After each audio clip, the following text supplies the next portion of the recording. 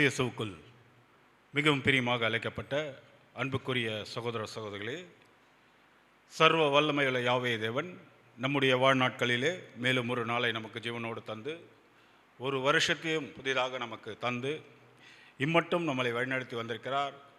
அதற்காக பிதாவாகிய தேவனுக்கு நம் ஆண்டவராகிய இயேசு கிறிஸ்துவின் மூலம் நன்றிகளையும் துதிகளையும் எடுத்துக்கொள்ளலாம். இன்றைக்கு பார்த்திங்கன்னா ஒரு ஸ்பெஷல் மீட்டிங் மாதிரி இல்லைங்களா, புது வருடத்திற்காக ஒரு ஆராதனை வைக்கலாம் அப்படின்னு சகோதரர்கள்லாம் சொன்னாங்க. நமக்கு பார்த்திங்கன்னா எப்போதுமே புது வருடம்தான். இந்த நாள் ஸ்பெசிஃபிக்காக ஒரு நாள் அதை கொண்டாடணும்னு அவசியம் இல்லை. ஏன்னா நம்ம ஆரம்பத்திலே பேசிக்லேயே படிச்சிருக்கிறோம் இல்லையா, இன்பம் வந்தாலும் துன்பம் வந்தாலும் கர்த்தருடைய வேதத்திலே தியானமாக இருக்கிற மனுஷன் பாக்கியவான் இல்லைங்களா. இரவும் பகலும் வேதத்திலே தியானமாக இருக்கிற மனுஷன். எப்பொழுதுமே நமக்கு கிறிஸ்துவுடைய சிந்தை இருக்கணும் இல்லைங்களா. இப்போ 1ஆம் தேதி மாத்திரம் நம்ம ஆராதிச்சுட்டு வருஷம் முழுவதும் ஆராதிக்கமாக இருந்தோம்னா அது தவறு தானே. இல்லை, மற்றவர்கள் செய்கிற மாதிரி நம்ம செய்கிறதில்ல. இருந்தாலும் அந்த பழக்க தோஷம் அங்கேருந்து ஒரு மூட்டையை கொண்டு வந்திருக்கும் இல்லையா, அதை கொஞ்சமாவது யூஸ் பண்ணுன்றதுக்காக என்ன பண்ணாங்க, சகோதரர்கள் கேட்டாங்க. சரி, ஓகே, தேவனை மகிமைப்படுத்தணும், நமக்கு ஆத்ம ஜீவத்துக்கு ஒரு பிரயோஜனமாக இருக்கணும்னா அது எந்த வகையிலும் சரி, எந்த நாளாக இருந்தாலும் சரி, நம்ம அதுக்கு கீழ்ப்படிச்சு தான் ஆகணும்.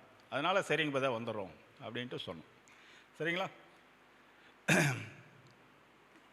சத்தியத்தை அறிவீர்கள், சத்தியம் உங்களை விடுதலையாக்கும். இன்றைக்கு சகோதரர் சொன்னோன்னமாக ஒரு பாடத்தை பார்க்க போகிறோம். பழைய ஏற்பாட்டு காலத்தில், அதாவது சுவிசேஷ யுகத்துக்கு முன்னாடி வாழ்ந்த ஸ்திரீகளில் பார்த்திங்கன்னா ஃபெமிலியான ஸ்திரீகள்லாம் நிறைய பேர் இருக்காங்க இல்லைங்களா. அதில் யாராவது ஒரு பேர் சொல்லுங்கள் பார்க்கலாம். ரெபேக்காள், ராகாப், தெபோராள், ரூத்து, அப்புறம் மரியாள், இந்த மாதிரி நிறைய பேர் சொல்லிகிட்டே போகலாம் இல்லைங்களா. பழைய ஏற்பாடு காலத்தில் வாழ்ந்த ஸ்திரீகள் இல்லைங்களா. அவங்களாம் தேவனுக்காக தங்களை என்ன பண்ணாங்க, அர்ப்பணிச்சவங்க. புதிய ஏற்பாட்டில் யாராக இருக்காங்களா அந்த மாதிரி?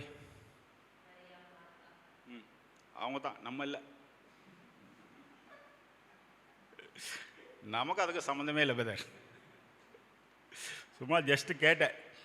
புதிய ஏற்பாட்டு காலத்தில் ஏதாவது ஒரு ஸ்ரீ பேராக சொல்ல பிரதர் நான் இருக்கேன் அப்படின்னு சொல்லி சந்தோஷப்படலான்னு நினச்சேன். யார் யார் பேராக சொன்னீங்க, பரவாயில்ல, அதுவும் ஒரு சந்தோஷம்தான். அதில் ஒரு ஸ்திரீயை பற்றி நம்ம இன்றைக்கி பார்க்க போகிறோம். யாருன்னு பார்த்தீங்கன்னா ராகாப். இந்த ஸ்திரீயை பற்றி கொஞ்சம் பார்க்கலாம். இந்த ராகாப்பை பற்றி ஏதாவது கேள்விப்பட்டிருக்கீங்களா? அவங்களுக்கு ஏதாவது ஸ்பெசிஃபிக்காக ஏதாவது பேர் இருக்கா? சொன்னீங்க, பழைய ஏற்பாடு காலத்தில் ராகாப்புன்னு சொன்னீங்க. சரி, அவங்கள பற்றி ஏதாவது தெரியுமா?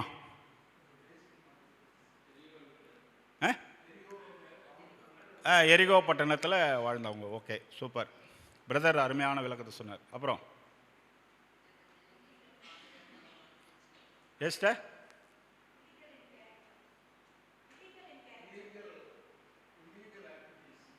ஓகே, வேசி. அப்புறம் சிஸ்டர் கேட்டதாவது சொல்கிறாங்க. அப்புறம் முக்கியமானது விட்டிங்களே, 2 தூதர்களுக்கு அடைக்கலம் கொடுத்து வச்சுருந்தேன். சரி, அப்புறம்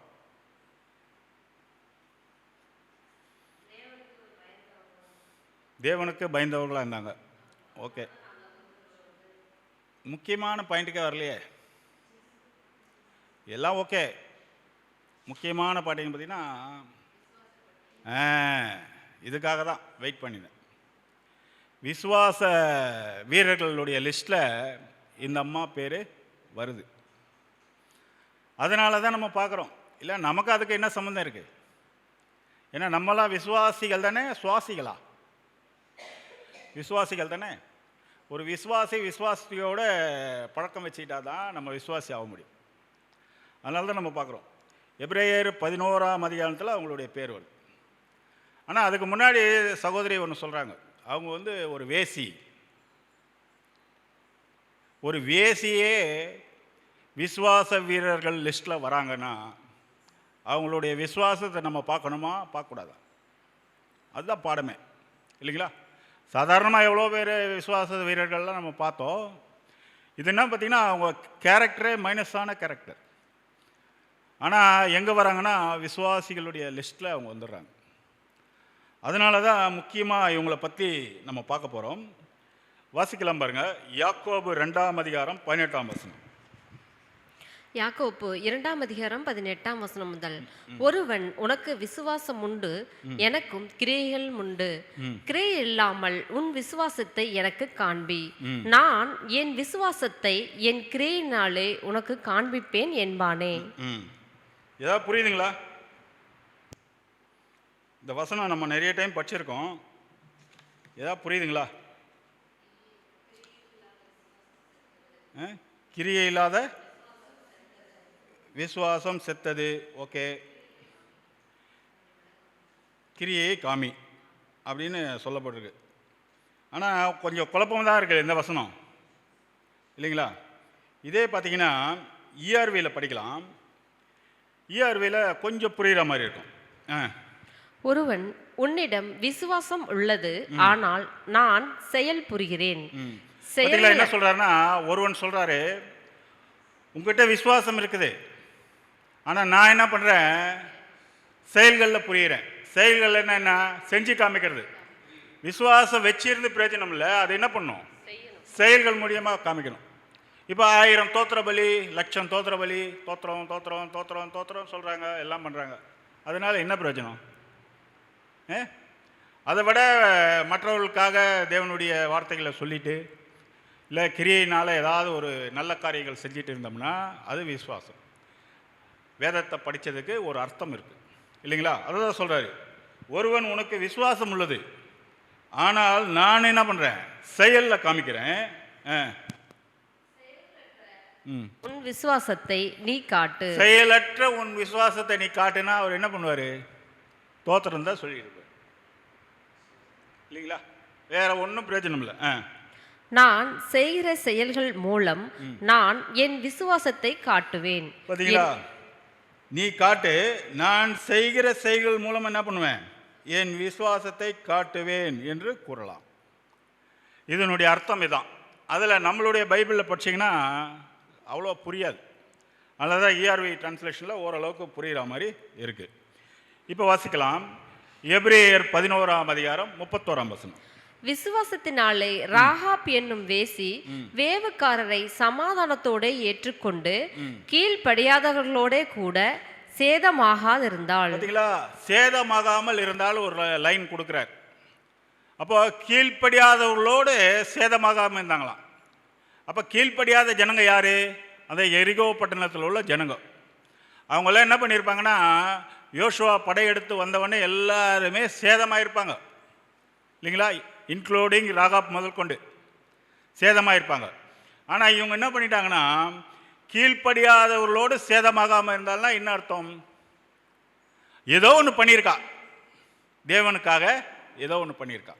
அதனால தான் கீழ்ப்படியாதவர்களோடு சேதமாகாமல் இருந்தால். இந்த வசனம் தான் எபிரேயரில் ராகாப்பை பற்றி இருக்குது. அப்போ எதனால் அவங்க சேதமாகாமல் இருந்தாங்க அப்படின்னு நம்ம பார்க்கணும் இல்லையா? இப்போ நம்ம கூட தேவன் ஒரு நாள் வச்சிருக்கார், மகா உபத்திர காலம்னு ஒன்று வச்சிருக்கார். தீங்கு நாள் வருவதற்கு முன்பு நீதிமான் எடுத்துக்கொள்ளப்படுகிறான். அப்போது அந்த நீதிமான் ஏன் எடுத்துக்கொள்ளப்படுறான்னா, அவனு என்ன பண்ணக்கூடாது, சேதமாகாமல் இருக்கக்கூடாதுன்றதுக்காக தான் தேவன் என்ன பண்ணுறாருன்னா அவனை எடுத்துக்கொள்கிறார் இல்லைங்களா? அந்த மாதிரி கீழ்ப்படியாதவர்களோடு சேதமாகாமல் இருந்தார். கீழ்ப்படியாதவங்கன்னா யாரு யாரு யாரை சொல்லலாம்? தேவனுடைய கட்டளைகளுக்கு, அவருடைய பிரமாணங்களுக்கு எதுக்குமே ஒத்து போகாதவங்க தான் யார்? கீழ்ப்படியாதவங்க. சரிங்களா? இப்போ நம்ம எல்லாம் ஒத்து போகிறோமா? ஒத்து போகிறதால தான் நம்ம எல்லாம் வந்திருக்கிறோம் இல்லைங்களா? அதனால தான் நம்ம வந்திருக்கிறோம். தேவனுக்கு கீழ்ப்படிஞ்சு, ஐயோ தேவனுடைய வார்த்தைகளை இன்றைக்கி புது வருஷம் மதுவாக நம்ம காதில் விழட்டும், அப்போ தான் வருஷம் ஃபுல்லாக என்ன ஆகும், இருக்கும்னு ஒரு நம்பிக்கை. அதனால தான் நம்ம வந்திருக்கோம் இல்லைங்களா? அந்த மாதிரி இருக்குது. இப்போது இதுக்கு அப்போ கீழ்ப்படியாதவர்களோட இந்த ராகாப் என்ற ஸ்ரீ சேதமாகாமல் இருந்தால் அப்படின்னு பார்க்குறோம்.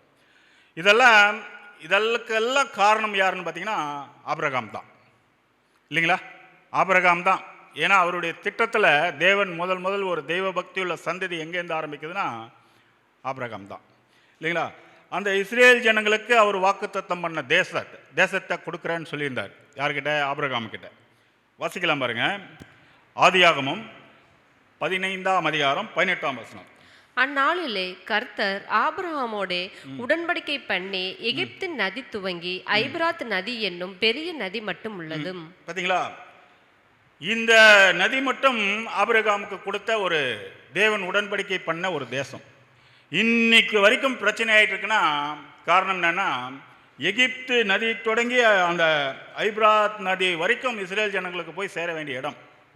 ஏன்னா ஆபிரகாம் என்ன சொன்னார்? தேவன், நீ கால் பதிக்கும் பூமி எல்லாம் உன்னுடையது. இன்னும் நிறைய இடம் இவங்களுக்கு வர வேண்டியது இருக்குது. யாருக்கு? இஸ்ரேல் ஜனங்களுக்கு.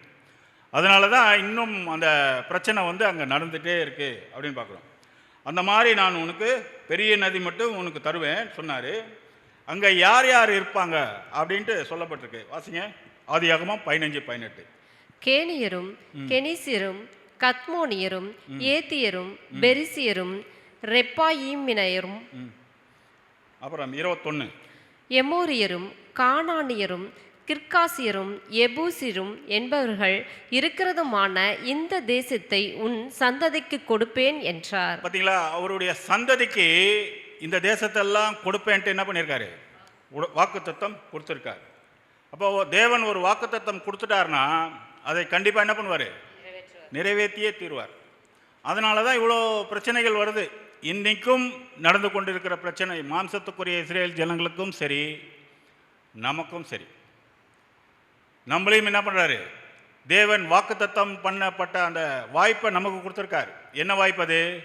வானத்து நட்சத்திரம் போல அந்த வாய்ப்பை நமக்கு கொடுத்துருக்காரு. அதனால தான் நம்மளையும் என்ன பண்ணுறாருன்னா தேவன் செலக்ட் பண்ணிட்டு இருக்கார் அப்படின்னு பார்க்குறோம். அடுத்த வசனம் வாசிங்க, 34:1 உபாகமம். பின்பு மோசே மோவாபின் சமனான வெளிகளிலிருந்து எரிகோவுக்கு எதிரான நேபோ மலையிலிருந்து பிஸ்காவின் கொடுமுடியில் ஏறினான். அப்பொழுது கர்த்தர் அவனுக்கு தான் மட்டுமுள்ள கீலேயாத் தேசம் அனைத்தையும், பார்த்தீங்களா? இந்த தேசத்தை அனைத்தையும் 34:2 நப்தலின் தேசம் அனைத்தையும், எப்ராயிம் மனாசே என்பவர்களின் தேசத்தையும், கடைசி சமுத்திரம் வரைக்கும் உள்ள யூதா தேசம் அனைத்தையும், தென்புறத்தையும், சோவார் வரைக்கும் உள்ள பேரீச்ச மரங்களின் பட்டணம் என்னும் ஊர் முதற்கொண்டு எரிகோவின் பள்ளத்தாக்காகிய சமனான பூமியையும் காண்பித்தார். பார்த்தீங்களா? மோசேவை கூப்பிட்டு ஆபிரகாமுக்கு சொன்னார், உன் சந்ததிக்கு தருவேன்னு. ஆனால் யாருக்கு காமிச்சார்னா மோசேக்கு கொண்டு போய் இந்த இடமெல்லாம் என்ன பண்ணுவேன்? உன்னுடைய சந்ததிக்கு ஆபிரகாமுக்கு நான் வாக்குத்தத்தம் பண்ணதால் இந்த தேசமெல்லாம் கொடுப்பேன் அப்படின்ட்டு அவருக்கு காண்பிச்சார். காமிச்சதுக்கப்புறம் என்ன நடக்குது பாருங்கள், 34:4. அப்பொழுது கர்த்தர் அவனை நோக்கி, நான் உங்கள் சந்ததிக்கும் கொடுப்பேன் என்று ஆபிரகாமுக்கும் ஈசாக்குக்கும் யாக்கோப்புக்கும் ஆணையிட்ட தேசம் இதுதான். இதை உன் கண் காணும்படி செய்தேன். ஆனாலும் நீ அவ்விடத்திற்கு கடந்து போவதில்லை என்றான். பார்த்தீங்களா? ஆபிரகாமுக்கு சொன்னாரே உன் சந்ததியை கொடுப்பேன்னு. ஆனால் மோசேக்கு ஒரு ஸ்டெப்பு மேலே போய் அவருக்கு காமிக்கிறார், மலையில் போய் காமிக்கிறார், இதெல்லாம் கொடுப்பேன் அப்படின்ட்டு சொல்லிட்டு. ஆனால் நீ அதில் போக மாட்டேன். மோசே ஏன் போல? அவர் பார்த்தீங்கன்னா பூமியிலேயே மிகவும் சாந்த குணம் உள்ளவர். அப்புறம் அவருடைய இன்னும் குவாலிஃபிகேஷன்லாம் என்னங்க? சகல சாஸ்திரங்களையும் கற்று தேர்ந்தவர் எல்லாம் இருந்தார், இல்லைங்களா? ரொம்ப பூமியிலேயே ரொம்ப சாந்த குணம் உள்ளவராம். அவரே போக முடியலன்னா தேவனுடைய சிவியரான செலெக்ஷன் எப்படி இருக்கு பாருங்க. ஏன் போல? கண்மலையை பார்த்து 2வது முறை என்ன பண்ண சொன்னார்? பேச சொன்னார். அவர் என்ன பண்ணிட்டார்? அடிச்சிட்டார். கண்மலைன்றது நம்ம ஆண்டவராகிய இயேசு கிறிஸ்து. அவர் ஒரு முறை தான் அடிக்கணும், இல்லைங்களா? ஒரே முறை தான் அவர் பலி கொடுக்கணும். அந்த ஒரு முறை பலி கொடுத்ததே ஒட்டுமொத்த உலக ஜனங்களுக்கு ஜீவன். ஆனால் நம்ம பாருங்க எத்தனை முறை பலி கொடுக்குறோம்? ஒரு நாளைக்கு அவருக்கு விரோதமாக எவ்வளோ காரியங்களை நம்ம செய்கிறோம். இதெல்லாம் நம்ம எதுக்கு தெரியுமா இந்த பாடங்கள்லாம் பார்க்குறோம்? அப்போ அப்பேற்பட்ட மனுஷனே போலேயே கானான் தேசத்துக்குள்ள. அப்படி இருக்கும்போது நம்மளோட வாழ்க்கையை என்ன பண்ணணுமோ சீரமைத்து கொள்ளணும். ஏன்னா அவங்களாம் கண்டும் விசுவாசிக்காமல் போயிட்டாங்க. நம்மளாம் காணாமல் விசுவாசிக்கிறவர்கள். காணாமல் விசுவாசிக்கிறவர்கள் பாக்கியவான்கள். சரிங்களா? போவதில்லை சொன்னாரா? அல்லையே 34:5 வாசிங்க. அப்படியே கர்த்தரின் தாசனாகிய மோசே மோவாப் தேசமான அவ்விடத்திலே கர்த்தருடைய வார்த்தையின்படியே மரித்தான். பார்த்தீங்களா? அங்கேயே அவர் மரிச்சிட்டார் அப்படின்னு பார்க்குறோம். சரிங்களா? அவர் போல அவர் கர்த்தருடைய வார்த்தையின்படியே மரிச்சிட்டார். மோசே இருக்கும்போதே இன்னொருத்தர் என்ன பண்ணுறாருன்னா ட்ரைனிங் பண்ணுறாரு. அவர் யாரு? யோசுவா இல்லைங்களா? அடுத்த வருஷம் வாசிக்கலாம். கர்த்தருடைய தாசனாகிய மோசே மரித்த பின்பு கர்த்தர் மோசேயின் ஊழியக்காரனான நூனியின் குமாரன் யோசுவாவை நோக்கி, பார்த்தீங்களா? கர்த்தருடைய தாசனாகிய மோசே மரித்த பின்பு அதுக்கப்புறம் யாரை ரெடி பண்ணுறாரு? யோசுவாவை.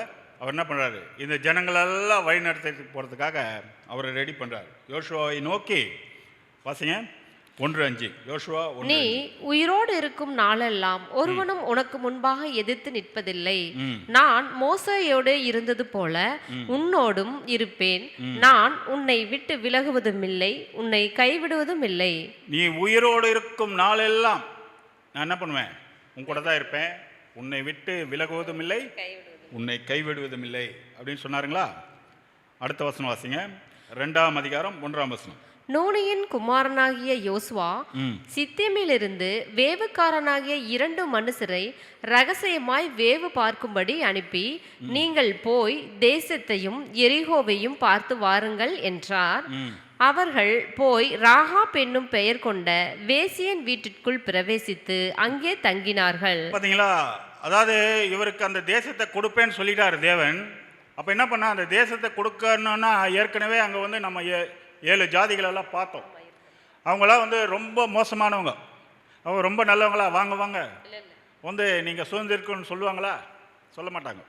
அதனால் என்ன பண்ணுறாருன்னா, போகிறதுக்கு முன்னாடி என்ன பண்ணுறாருன்னா 2 பேர் என்ன பண்ணுறாருன்னா, அந்த தேசம் எப்படிப்பட்டது நீங்களாம் என்ன பண்ணுங்க போய் பார்த்துட்டு வாங்கன்னு சொல்லி அனுப்புகிறாங்க. அந்த 2 பேர் போய் நேராக எங்கே தங்குறாங்கன்னா, ராகாப் என்னும் ஒரு வேசி வீட்டில் தங்குறாங்க அப்படின்னு பார்க்குறோம். ஏன் வேசி வீட்டில் போய் தங்கணும்? ஊரில் எவ்வளோ இடம் இருக்குது இல்லைங்களா? வேசி வீட்டில் போய் ஏன் தங்கணும்? ஆனால் நம்ம டிரான்ஸ்லேஷனில் வேசின்னு போட்டிருக்கு. சில இதில் வந்து ஆராய்ச்சியாளர்கள் என்ன சொல்கிறாங்க, அந்த அம்மா ஒரு சத்திரம் வச்சுருந்தது, சத்திரம் வச்சுருந்ததாக சொல்கிறாங்க. ஆனால் நிறைய ஆராய்ச்சியாளர்கள் வந்து வேசின்னே சொல்கிறாங்க. சத்திரமோ வேசியோ, ஆனால் எல்லாருமே போயிட்டு வர இடம் அதுதான். சரிங்களா? அதனால் நம்ம பைபிளில் என்ன இருக்கோ அதே எடுத்துப்போம். ஒரு வேசி வீட்டில் போய் என்ன பண்ணுறாங்கன்னா அவங்க போய் தங்குறாங்க. ஏன் அங்கே போய் தங்கணும்? ஒரு காரணம் பார்த்திங்கன்னா, இப்போது ஒரு வேசி வீடு அப்படின்னும் போது 4 பேர் வருவாங்க, 4 பேர் போவாங்க இல்லைங்களா? இப்போ நம்ம கூட ஒரு ஊருக்குள்ளே போகிறோம், போன உடனே ஒரு அட்ரஸ் விசாரிக்கிறோன்னு வச்சுக்கோங்க. எங்கே தெரியுமா போய் கேட்போம்? முக்கியமாக ஒரு டீ கடையில் போய் கேட்போம். ஏன்னா டீ கடையில் போய் ஏன் கேட்குறோம்? டீ கடைக்காருக்கு எந்தெந்த வீடு விற்பனைக்கு இருக்குது, எந்தெந்த வீடு காலி இருக்குது, யார் இந்த ஊரில் பெரிய மனுஷங்க, எல்லாருமே அவருக்கு என்ன பண்ணும் தெரியும். காரணம் என்னென்னா 4 பேர் வந்து போகக்கூடிய இடம். ஏன்னா வருவாங்க, ஒரு டீ சாப்பிடுவாங்க, 4 விஷயத்தை பேசுவாங்க, 4 விஷயத்தை தெரிஞ்சுப்பாங்க. அதனால தான் இவங்க என்ன பண்ணுறாங்கன்னா நேராக போய் என்ன பண்ணுறாங்கன்னா ஒரு வேசி வீட்டில் தங்குறாங்க. தங்கும்போது அதுக்கப்புறம் என்ன நடக்கு பாருங்க. யோசுவா 2ஆம் அதிகாரம் 2ஆம் வசனம். தேசத்தை வேவு பார்க்கும்படி இஸ்ரேல் புத்திரில் சில மனுஷர் இந்த ராத்திரியிலே இங்கே வந்தார்கள் என்று எரிகோவின் ராஜாவுக்கு சொல்லப்பட்டது. பாத்தீங்களா? இஸ்ரேல் ஜனங்க 2 பேர் வந்ததுக்கே நியூஸ் எங்க போயிடுச்சு? அந்த எரிகோ பட்டணத்து ராஜாக்கு என்ன ஆயிடுச்சு?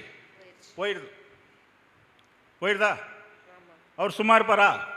ஏற்கனவே இவங்களை பற்றி நிறைய விஷயங்கள் கேள்விப்பட்டிருப்பாங்க, இஸ்ரேல் ஜனங்களை பற்றி. இந்த ராஜாவுக்கு அங்கே போயிடுச்சு. நம்ம கூட பார்த்திங்கன்னா சில நேரத்தில் இந்த மீட்டிங்ஸு, அடிப்படை சத்தியங்கள் நடத்தக்கூடிய மீட்டிங்ஸுக்கு என்ன பண்ணுவோன்னா, சில சர்ச்சஸ் முன்னாடி போய் என்ன பண்ணுவோம், நோட்டீஸ் கொடுப்போம்ல. உடனே அந்த நோட்டீஸ் இங்கே கொடுக்குறாங்கன்னு என்ன ஆகிடும், நேராக அந்த பாஸ்டருக்கு மேட்ரு போயிடும்.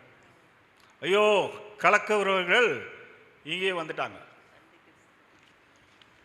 சத்தியத்தை தானே சொல்ல போகிறோம். ஆனால் என்ன போயிடுது மேட்ரு பாருங்க. உடனே போயிட்டு வந்து என்ன சொல்லுவாங்க, முதல்ல இங்கேருந்து போங்க, இங்கே சத்தியமே சொல்லக்கூடாது.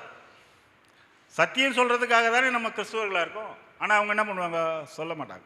ஏன் காரணம் என்னென்னா, அவங்க சுயநலத்திலே என்ன பண்ணுறோம், போய் கை வைக்கிறோம். அவங்க வருமானத்துக்காக அதை நடத்திட்டு இருக்காங்க இல்லைங்களா. பணம் காசு கொடுக்கலன்னா அவங்க நடத்துவாங்களா, நடத்த மாட்டாங்க. மற்றவர்களுடைய இதை வச்சு இவங்க என்ன பண்ணுறாங்கன்னா ஊழியம் பண்ணிகிட்ருக்காங்க. நம்ம அப்படி இல்லை. நம்ம என்ன பண்ணுறோம், யார் வந்தாலும் வரலனாலும் சரி தேவனுடைய சுவிசேஷத்தை சொல்ல போகிறோம். ஏன்னா சுவிசேஷத்தை அறிவிக்காவிட்டால் உனக்கு ஐயோ அப்படின்னு சொல்லப்படும். அதனால் நம்ம அதை பற்றி கவலைப்படுறதே இல்லை. அதனால் என்ன பண்ணுறோம், துணிந்து போய் நம்ம கொடுக்குறோம். அது தேவனால் அழைக்கப்பட்ட ஒரு சில பிள்ளைகள், அந்த வசனத்துக்கு பயப்படுற பிள்ளைகள் இல்லைங்களா, அந்த மீன் வலையில் மாட்டின பிள்ளைகள் ஒரு சிலர் தான் என்ன பண்ணுறாங்க, வராங்க. எல்லாருக்கும் அந்த வாய்ப்பு இருக்கா அப்படின்னு பார்த்தீங்கன்னா இல்லை. அதே மாதிரி அங்கே வந்து பார்த்தீங்கன்னா எரியோ பட்டணத்து ராஜாவுக்கு என்ன ஆயிடுச்சு, இந்த மேட்ரு போயிடுது. வாசிங்க 3ஆம் வசனம். அப்பொழுது எரிகோவின் ராஜா ராகா பண்டைக்கு ஆள் அனுப்பி, உன்னிடத்தில் வந்து உன் வீட்டுக்குள் பிரவேசித்த மனுஷரை வெளியே கொண்டு வா, அவர்கள் தேசத்தை எல்லாம் வேவு பார்க்கும்படி வந்தார்கள் என்று சொல்றீங்களா. உடனே வந்து வீட்டில் இருக்க அந்த மனுஷங்க யாரு, அவங்க வேவு பார்க்கும்படி வந்தாங்க, அவங்கள வந்து என்ன பண்ணு, உடனே வெளியே கொண்டு வா அப்படின்னு சொல்றாங்க. வாசிங்க 4ஆம் வசனம். அந்த ஸ்திரீ அவ்விரண்டு மனுஷரையும் கொண்டு போய் அவர்களை ஒளித்து வைத்து, மெய்தான் என்னிடத்தில் மனுஷர் வந்திருந்தார்கள், ஆனாலும் அவர்கள் எவ்விடத்தாரோ எனக்கு தெரியாது. வந்தது என்னமோ உண்மைதான், ஆனால் அவங்க யாரு என்னன்னு எனக்கு தெரியாது. வந்தாங்க, ஆனால் என்ன பண்ணிட்டாங்க, இந்த பக்கமாக போயிட்டாங்க அப்படின்ட்டு இந்த மாதிரி என்ன பண்ணிட்டாங்க, அந்த 2 பேர் என்ன பண்ணிட்டாங்கன்னா ஒளிச்சு வச்சிச்சு. எதற்காக ஒளிச்சு வச்சுது, அந்த அம்மா அவங்கள காமிச்சு கொடுத்துருக்கலாம்ல. காமிச்சு கொடுத்துருந்தா ராஜா என்ன பண்ணியிருப்பார், நல்ல வெகுமதிகள்லாம் கொடுத்துருப்பார்ல. ஏன் காமிக்கல அப்படின்னு பார்க்கும்போது அதுலேயே 5ஆம் வசனம் வாசிங்க. வாசலை அடைக்கும் நேரத்தில் இருட்டு வேளையிலே அந்த மனுஷர் புறப்பட்டு போய் விட்டார்கள். அவர்கள் எங்கே போனார்களோ எனக்கு தெரியாது. அவர்களை சீக்கிரமாய் போய் தேடுங்கள். பார்த்தீங்களா, அவங்க எங்கே போனாங்கன்னு எனக்கு தெரியாது. வாசல் அடைக்கிறதுக்கு முன்னாடி என்ன பண்ணிட்டாங்கன்னா போயிட்டாங்க. தயவுசெய்து என்ன பண்ணுங்க, நீ சீக்கிரமாக போய் அவங்கள என்ன பண்ணுங்க பிடிங்கன்னு சொல்லி அந்த அம்மா சொல்லிடுச்சு. ஆனால் அவங்க 2 பேரும் எங்கே இருக்காங்க, வீட்டுக்குள்ளே தான் இருக்காங்க. அந்த அம்மா நினச்சிருந்தா காமிச்சு கொடுத்துருக்கலாம்ல, காமிச்சு கொடுத்துருக்கலாம். ஆனால் காமிச்சு கொடுக்காமல் அவங்க கண்டுபிடிச்சிருந்தாங்கன்னா வீட்டுக்குள்ளே இருக்காங்கன்ட்டு, இந்த அம்மாவுடைய நிலைமை என்ன ஆகிறது கொஞ்சம் யோசிச்சு பாருங்க. அதனால தான் அந்த அம்மாவுடைய பெயர் விசுவாச லிஸ்ட்டில் வருது. எதன் அடிப்படையில் அந்த அம்மா தைரியம்மா, உயிருக்கு உயிரையே பணையம் வச்சு என்ன பண்ணியிருக்கு, அந்த அம்மா என்ன பண்ணியிருக்கு, அந்த 2 பேரை காப்பாற்றிருக்கு இல்லைங்களா. நம்மளாக இருந்தால் என்ன பண்ணுவோம், அந்த இடத்துல ஒரு 2 தேவதூதர்கள் நம்ம வீட்டுக்கு வராங்க, எல்லா சபைகள்லேருந்து வந்து அங்கே சூழ்ந்துக்கிறாங்கன்னு வச்சுக்கோங்க.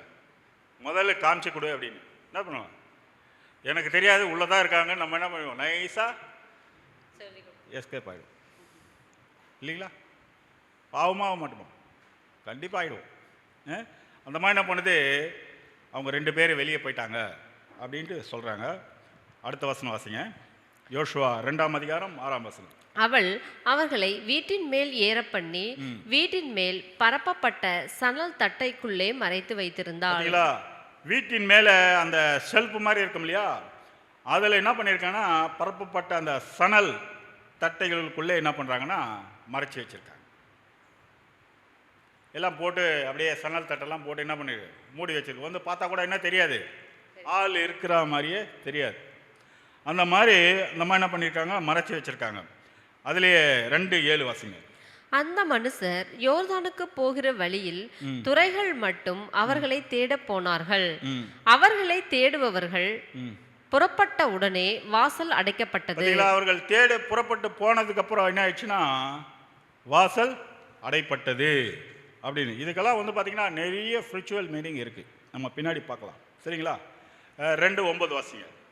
கர்த்தர் உங்களுக்கு தேசத்தை ஒப்பு கொடுத்தார் என்றும் உங்களை பற்றி எங்களுக்குத்திகையில் பிடித்திருக்கிறது என்றும் உங்களை எங்களுக்கு என்ன பிடித்திருக்கு? திகில் திகில் பிடித்திருக்கு. உங்களை பற்றி எங்களுக்கு என்ன இருக்கு? திகில் பிடித்திருக்கு.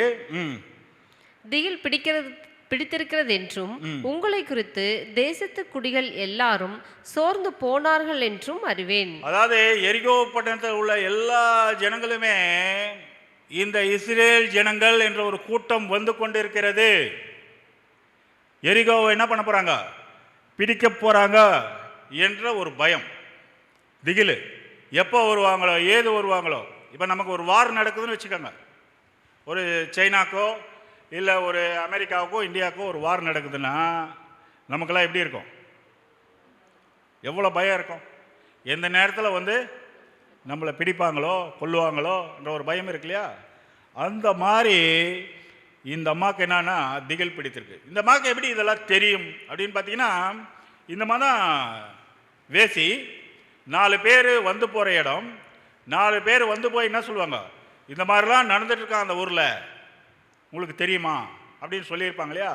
அப்போ 4 பேர் ஒருத்தர் பேசும்போது எவ்வளோ பயம் ஏற்படும் இல்லைங்களா? இந்த மாதிரிலாம் நடந்துட்டுருக்கு.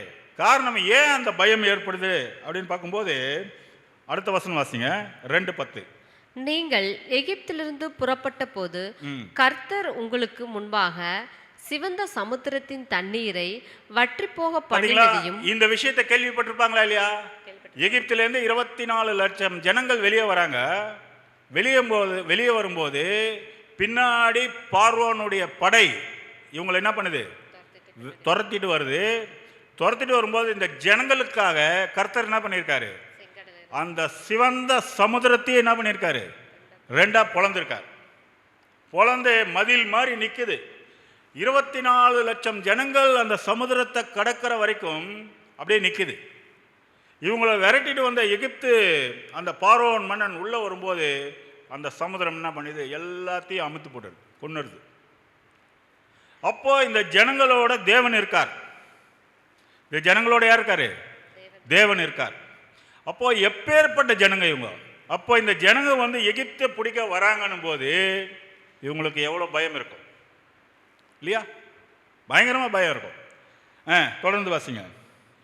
நீங்கள் யோர்தானுக்கு அப்புறத்தில் சங்காரம் பண்ணின எமோரியரின் 2 ராஜாக்களாகிய சீகோகுக்கும் ஓகுக்கும் செய்ததை கேள்விப்பட்டோம். பார்த்தீங்களா? சமுத்திரம் ஒன்று பார்த்தாங்க. இன்னொரு விஷயம் என்ன கேள்விப்படுறாங்கன்னா, அந்த எமோரியின் 2 ராஜாக்கள் சீகோனுக்கும் ஓகுக்கும் செய்ததை கேள்விப்பட்டோம். அப்போ அந்த 2 ராஜாக்களுக்கு என்ன செஞ்சாங்க இந்த இஸ்ரேல் ஜனங்க? இப்போ தேசத்தை வேவு பார்க்க போகிறாங்க. ஒரு வழியாக இப்போ அங்கேருந்து 40 வருஷம் அவங்க வந்து கானான் தேசத்துக்கு போகிறதுக்காக வந்துட்டுருக்குறாங்க. ஒரு கூட்டமே வந்துட்டுருக்குது, வெட்டுக்கிளிகள் மாதிரி வந்துட்டுருக்குது. வந்துட்டுருக்கும்போது இப்போ வழி வந்து இப்படி ஷார்ட்டாக போகணும். இந்த பக்கம் ஒரு வழி இருக்குது. இப்படி போயிட்டு போனால் ஒரு 5 கிலோமீட்டர் சுற்றிட்டு போகணும், இல்லை 10 கிலோமீட்டர் சுற்றிட்டு போகணும். இப்படி நேராக ஒரு வழி இருக்குது. இது வந்து இங்கே ஒரு பட்டணம் இருக்குது, அங்கே ஒரு ராஜா இருக்கார். சரிங்களா? அப்போது அவங்கக்கிட்ட கேட்டு அனுப்புகிறாங்க ஆளை, நாங்கள் என்ன பண்ணுறோம், இந்த பக்கமாக போய்கிட்டுமா, இல்லைனா நாங்கள் என்ன பண்ணோம், சுற்றிட்டு போனோம், ஆனால் நாங்கள் போயிடுறோம், எதையுமே உங்கள் வயல்களில் இருக்கிறதோ எதையுமே நாங்கள் தொடமாட்டோம், நீங்கள் அனுமதி கொடுத்தீங்கன்னா நாங்கள் நேராக போயிடுறோம் அப்படின்னு சொல்கிறாங்க. ஆனால் அந்த ராஜா என்ன பண்ணோம், அனுமதி கொடுக்கணுமில்ல. சரி, நடந்து தானே போகிறாங்க. இன்றைக்கெல்லாம் சும்மா அந்த பக்கம் போனாவே வேலையை போட்டுடுறாங்க. எதுக்கு நீ இந்த ஏன் வேலையில் நடந்து போடுற? நீ மண் உன் காலில் பட்டு அந்த பக்கம் போயிடுச்சுன்னா எந்த அளவுக்கு சுயநலவாதிகளாக இருக்காங்க. நடந்து போனால் இடம் சுத்தமாகும்ல. பாருங்கள், என் இடத்துல நீ நடக்கக்கூடாது. அப்போ அந்த ராஜாக்கு எப்படி இருக்கும்? கேள்விப்பட்டதை கேட்டிருக்கோம். வாசிங்க 2:11. கேள்விப்பட்ட போது எங்கள் இருதயம் கரைந்து போயிற்று, உங்களாலே எல்லோருடைய தைரியமும் அற்று போயிற்று. உங்கள் தேவனாகிய கர்த்தரே உயர வானத்திலும் கீழே பூமியிலும் தேவனானவர். ரொம்ப முக்கியமான விஷயம், உங்களை பற்றியே நாங்கள் கேள்விப்பட்டிருக்கோம். அந்த 2 ராஜாக்களுக்கு வேற இப்படி செஞ்சிட்டீங்க. அந்த 2 ராஜாக்கள் அப்படி என்ன பண்ணாங்கன்னு பார்த்தீங்கன்னா, இவங்க வந்து கேட்டமிச்சாங்க. கேட்டு அமிச்சதுக்கு அவர் ஒன்று வாங்கன்னு சொல்லணும், இல்லை வரக்கூடாது சொல்லணும். ஆனால் இந்த 2 ராஜாக்கள் என்ன பண்ணாங்கன்னா, இவங்களை அழிக்கிறதுக்காக படையெடுத்துட்டு வந்துட்டாங்க. இவங்களை என்ன பண்ணலாம், நம்ம இடத்துலையே இவங்களை கொண்டு போட்டுடலாம் அப்படின்ட்டு படையெடுத்துட்டு வந்தாங்க. அதனால் அவங்கள 2 பேர் என்ன பண்ணாங்களா தெரியுங்களா, ஓட ஓட வெட்டினாங்க, அவங்களையும் அவங்க ஆட்களையும். அதான் சீகோனுக்கும் ஓவுக்கும் செய்தது போல அப்படின்ட்டு சொல்லப்பட்டிருக்கு. அப்போது இந்த மாதிரி என்ன சொல்லுது, உங்கள் தேவனாகிய கர்த்தரே உயர வானத்திலும் கீழே பூமியிலும் தேவனானவர். பழைய ஏற்பாட்டு காலத்தில் சொல்லப்பட்ட கர்த்தர் கர்த்தர் கர்த்தர் போட்டிருக்கு இல்லையா, அதெல்லாம் யாருங்க? ஆண்டவராகிய இயேசு கிறிஸ்துவா? பிதாவாகிய தேவன். யாருங்க அவரு? அவருடைய நாமம் என்ன? யெகோவா. யெகோவானா ஒரு பேர் கிடையாது, அது அவர் இருக்கக்கூடிய தன்மை. நம்ம தேவன் யாருன்னா இருக்கிறவராக இருக்கிறார் அப்படி சொல்றதுக்கு தான் யெகோவா, யாவே அப்படின்னு சொல்றோம். அது அவருடைய தன்மை, நிலைமையுடைய பேர். ஆனால் இன்னைக்கு பாருங்க, யெகோவா அப்படின்னு சொன்ன உடனே என்னவோ தவறுதலாக என்ன பண்ணிட்டாங்க, அதை அப்படியே இது பண்ணிட்டாங்க. ஏன்னா அந்த மாதிரி ஒரு குரூப்பு வந்து தேவனை, உண்மையான தேவனை வீதியில் வணங்கி அவருடைய நாமத்தையும் என்ன பண்ணுறாங்க, சீர்குலைச்சிட்டாங்க. ஆனால் இன்னும் கொஞ்ச நாளில் வரும், எங்கும் பிதாவை தொழுது கொள்ளும் காலம் வரும். அது இப்போதே நமக்கு வந்திருக்கு. சரிங்களா? நம்ம ஆண்டவராகிய இயேசு கிறிஸ்து சொன்னாருங்களா? அடுத்த வசனம் வாசிங்க. யோசுவா 2ஆம் அதிகாரம் 12ஆம் வசனம். இப்போதும் நான் உங்களுக்கு தயவு செய்தபடியினால் நீங்களும் என் தகப்பன் குடும்பத்திற்கு தயவு செய்வோம் என்று கர்த்தர் பேரில் எனக்கு ஆணையிட்டு. இப்போ அந்த அம்மா சொல்லிச்சு, உங்க தேவனை தவிர வானத்திலும் பூமியிலும் வேற தேவர்களே கிடையாது. ஏன்னா தேவனை தான் அந்த அப்பயே அவங்களுக்கு கட்டளை கொடுத்தார். வானத்தின் மேலாகிலும் பூமியிலாகிலும் தண்ணீரின் கீழாகிலும் ஒரு ரூபத்தையும் சொரூபத்தையும் நீங்கள் வணங்கக்கூடாது. என்னை என்று உங்களுக்கு வேற தேவர்கள் இல்லை. அதுதான் நியாயப்பிரமாணத்திலேயே பிரதான கட்டளை. என்னை என்று உங்களுக்கு வேற தேவர்களே இல்லை. அப்போது இந்த அம்மா வந்து அதை கண்டுபிடிச்சிட்டாங்க. யாரு? ராகாப். உங்கள் தேவன் தான் தேவன். ஏன்னா எப்படி அற்புதமாக வழிநடத்திட்டு வந்திருக்காரு. ஒரு சமுதிரத்தை பிளந்து 24 லட்சம் ஜனங்களை வெளியே கொண்டு வரணும்னா சாதாரண விஷயமா? யாராவது முடியுமா?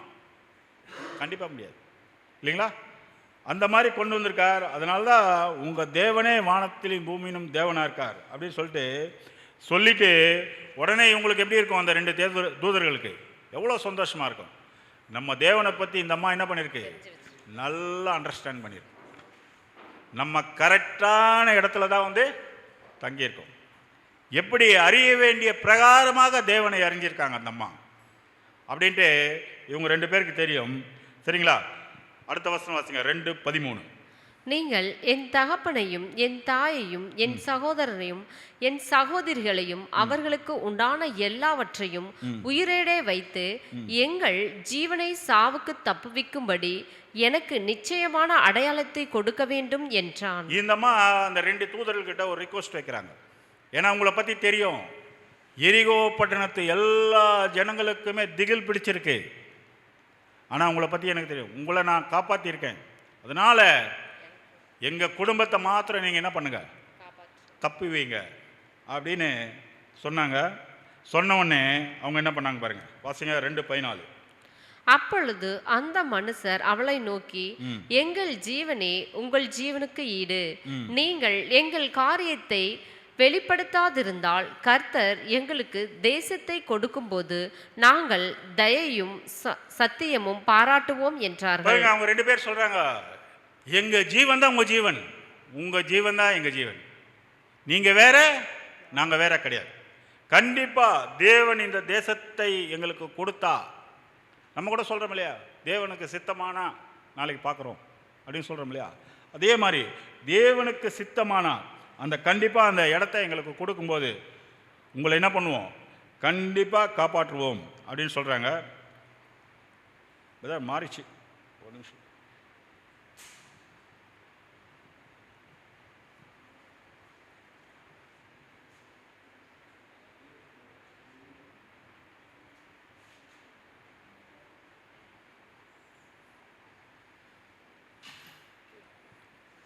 இல்லைப்பா ஃபுல் ஸ்க்ரீன் பண்ணிடுங்க, ஃபுல் ஸ்க்ரீன் பண்ணிடுங்க. ஓகே, சரி, ஓகே. 15ஆம் வசனம் வாசிங்க. அப்பொழுது அவர்களை கயிற்றினாலே ஜன்னல் வழியாய் இறக்கிவிட்டாள். அவள் வீடு அலங்கத்தின் மதிலிலிருந்து இருந்தது. அலங்கத்திலே அவள் குடியிருந்தாள். பார்த்தீங்களா?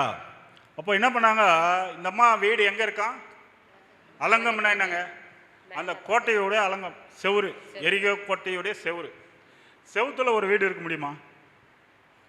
அப்போ அது என்ன சின்ன செவுரா? அது பெரிய செவுரு.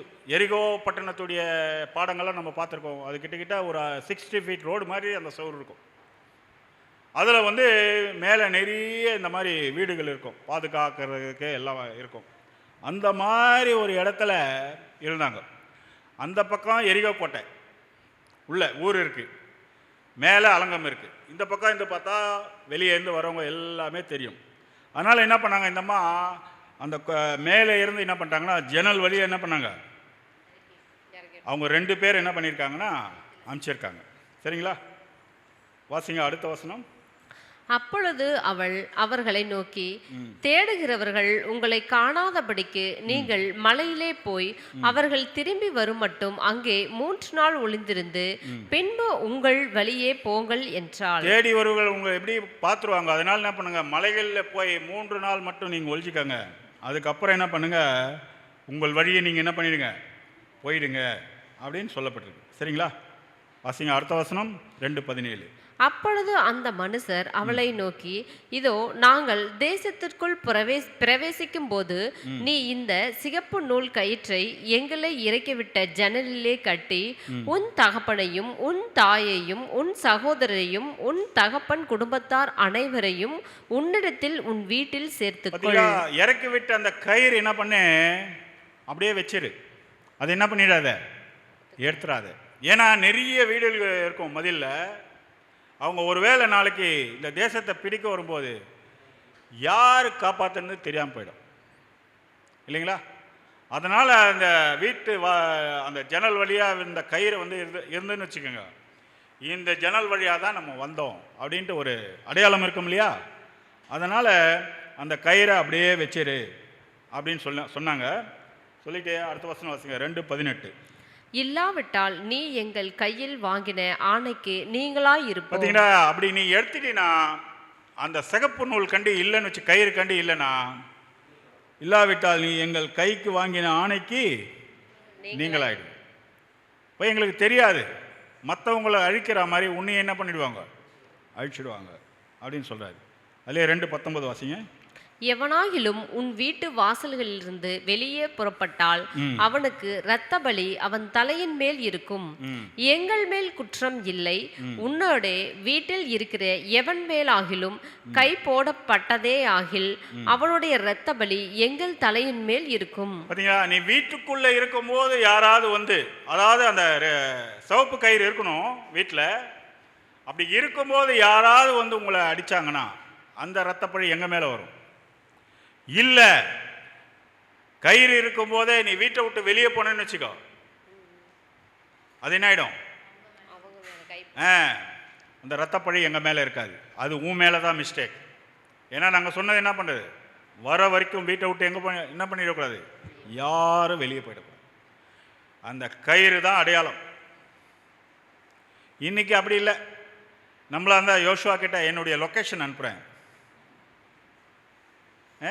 லொக்கேஷன் அனுப்பிச்சா எந்த வீடுன்னு கரெக்டாக கண்டுபிடிச்சிடுவேன். அன்னைக்கு எப்படி இருக்கு பாருங்க, அன்னைக்கு காமிச்ச லொக்கேஷன் எப்படி இருக்கு பாருங்க.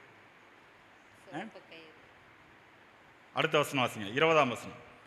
நீ எங்கள் காரியத்தை வெளிப்படுத்தாதிருந்தேயானால் நீ எங்கள் கையில் வாங்கின ஆணைக்கு நீங்களா இருப்போம் என்றார்கள். பார்த்தீங்களா? நீ வந்து எங்கள் காரியத்தை வெளிப்படுத்தாதாலே போனால் நீ எங்கள் கைக்கு வாங்கின ஆணையை என்ன பண்ணுவோம், நீங்களாயிருப்போம் அப்படின்னு சொல்லப்பட்டிருக்கு. அப்புறம் 2:24 வாசிங்க. கர்த்தர் தேசத்தை எல்லாம் நம்முடைய கையில் ஒப்பு கொடுத்தார். தேசத்தின் குடிகள் எல்லாம் நமக்கு முன்பாக சோர்ந்து போனார்கள் என்று அவனோடே சொன்னார்கள். யோசுவா கிட்ட போய் இவங்க 2 பேர் சொல்றாங்க, நம்மளை பத்தி அந்த தேசமே என்ன இருக்குன்னா ரொம்ப சோர்ந்து போயிருக்காங்க. ஏன்னா முன்னாடி நடந்த விஷயமெல்லாம் அவங்களுக்கு தெரிஞ்சிருக்கு. அதனால் எல்லாருமே சோர்ந்து போயிருக்காங்க அப்படின்னு யோசுவா கிட்ட போய் சொல்கிறாங்க. சொன்ன உடனே அடுத்த என்ன நடக்கு பாருங்க, 6:22. யோசுவா தேசத்தை வேவு பார்த்த 2 புருஷரையும் நோக்கி, நீங்கள் அந்த வேசியின் வீட்டிலே போய் நீங்கள் அவளுக்கு ஆணையிட்டபடி அந்த ஸ்திரீயையும் அவளுக்கு உண்டான யாவையும் அங்கே இருந்து வெளியே கொண்டு வாருங்கள் என்றார். யோசுவாவுக்கு இவங்க யாருன்னே தெரியாது, ராகாப்ப இல்லைங்களா? ஆனால் இவங்க 2 பேர் போய் சொன்னதுக்கப்புறம் என்ன பண்ணுறாருன்னா, ஃபஸ்ட்டு நீ என்ன பண்ணு, அந்த வீட்டுக்கு போயிட்டு அந்த குடும்பத்தை ஃபஸ்ட்டு என்ன பண்ணு, நீங்கள் காப்பாற்றி என்ன பண்ண சொல்கிறாரு பாருங்க, வாசிங்க 6:23. அப்பொழுது வேவுக்காரரான அந்த வாலிபர் உள்ளே போய் ராகாப்பையும் அவள் தகப்பனையும் அவள் தாயையும் சகோதரர்களையும் அவளுக்குள்ள யாவையும் அவள் குடும்பத்தார் அனைவரையும் வெளியே அழைத்து கொண்டு வந்து அவர்களை இஸ்ரேல் பாளையத்திற்கு புறம்பே இருக்கும்படி பண்ணினார்கள். யோசுவா என்ன பண்றாருன்னா, அவங்க குடும்பத்தையே கூட்டு வந்து எங்க கொண்டு போய் வைக்கிறாராம்? இஸ்ரேலுடைய பாளையத்துக்கு புறம்பே. சரிங்களா? இஸ்ரேலுடைய பாளையத்துக்கு புறம்பே கொண்டு போய் அந்த குடும்பத்தை வைக்கிறார். அப்ப என்ன ஆயிடுறாங்க அவங்க? ஆக்சுவலா இவங்க யாருன்னு பார்க்கலாம், பின்னாடி வாசிங்க, அதுலேயே 6:25. எரிகோ வேவு பார்க்க யோசுவா அனுப்பின ஆட்களை ராகாப் என்னும் வேசி மறைத்து வைத்தபடியினால் அவளையும் அவள் தகப்பன் வீட்டாரையும் அவளுக்குள்ள யாவையும் யோசுவா உயிரோடே வைத்தான். அவள் இந்நாள் வரைக்கும் இஸ்ரேலின் நடுவிலே குடியிருக்கிறாள். இஸ்ரேலுடைய பாளையத்துக்கு புறம்பே கொண்டு போய் அந்த ராகாப் ஃபேமிலியை கொண்டு போய் வச்சுட்டாங்க. ஆனால் வசனம் என்ன சொல்லுது, இந்நாள் வரைக்கும் அங்கே என்ன பண்ணியிருக்காங்களாம்? குடியிருக்காங்களாம். எல்லாம் வாங்க இஸ்ரேலுக்கு போய் ராகாப் வீடு எங்கே இருக்குன்னு போய் பார்த்துட்டு வந்துடலாம். இப்போ இந்நாள் வரைக்கும் குடியிருக்காங்களே, அவங்க யாராக இருக்கும்?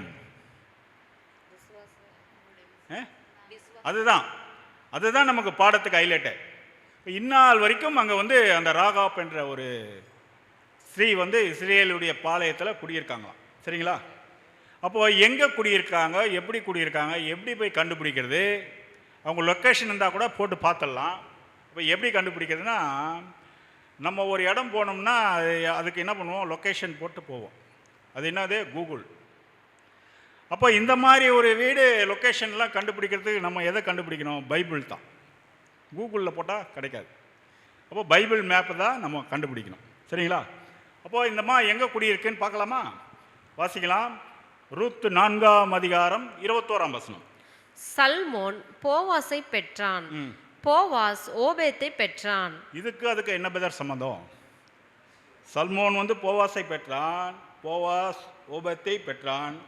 அப்புறம் போவாஸ் ரூத்தை விவாகம் பண்ணினான், அவள் அவனுக்கு மனைவியானாள். அவன் அவனிடத்தில் பிரவேசித்த போது அவள் கர்ப்பம் தரித்து ஒரு ஆண் பிள்ளையை பெற கர்த்தர் அனுகிரகம் பண்ணினான். போவாஸ் ரூத் நம்ம ஒரு பாடம் பார்த்துருப்போம். என்ன பாடம்? ரூத்தின் சரித்திரம். ஞாபகம் வருதா? நல்லா பார்த்துருக்கோம் இல்லையா?